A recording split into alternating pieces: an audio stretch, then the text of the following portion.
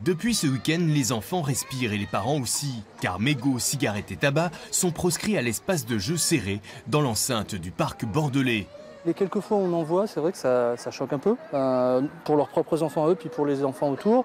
Puis du coup, forcément, ça fait pas mal de mégots que les enfants ramassent dans l'aire de jeu. J'accompagne souvent mes petits-enfants et je trouve, ancien fumeur, je trouve très désagréable d'avoir ces odeurs de fumée en permanence sur les aires de jeu. 6 espaces sans tabac sont aujourd'hui en test à Bordeaux, car la mairie s'est associée à la Ligue contre le cancer et devrait prendre prochainement un arrêté d'interdiction dans les 69 aires de jeu de la commune.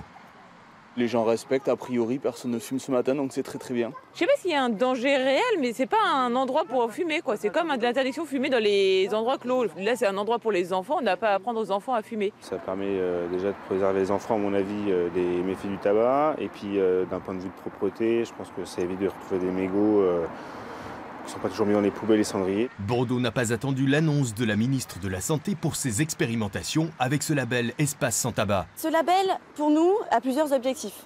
Des objectifs sanitaires, pédagogiques, de sensibilisation. Il s'agit ici de dénormaliser l'image du tabac auprès des enfants et aussi pour la ville de Bordeaux un objectif de propreté.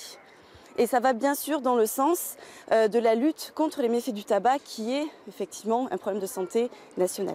Quant au décret du gouvernement interdisant de fumer dans les aires de jeu, il sera publié avant la fin du mois de juin.